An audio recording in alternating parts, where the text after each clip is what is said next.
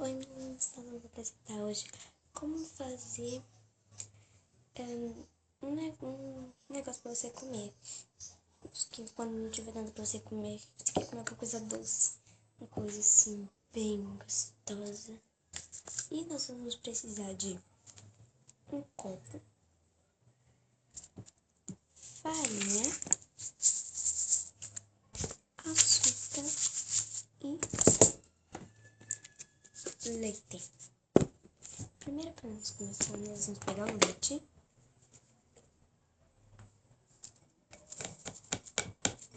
e botar dentro do copo. E nós pegamos agora, que a gente botou aqui, né? A gente pega a farinha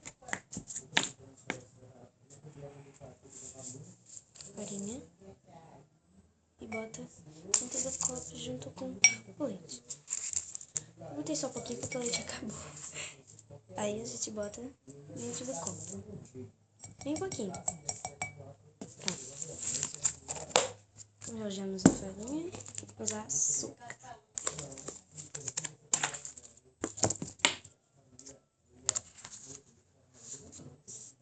Três colherinhas de açúcar já tá bom demais. Mas cheias, tá? Uma colher, nesse negocinho aqui que eu tenho. Mistura. Dancinha, uma balancinha. Pra não ficar muito grudadinho.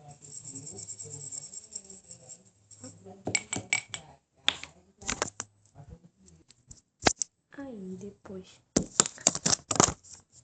você pega a colher, dá uma mexidinha de novo e bota a colher dentro. E se inscreve no vídeo. Curte aí, tá, gente? Beijo.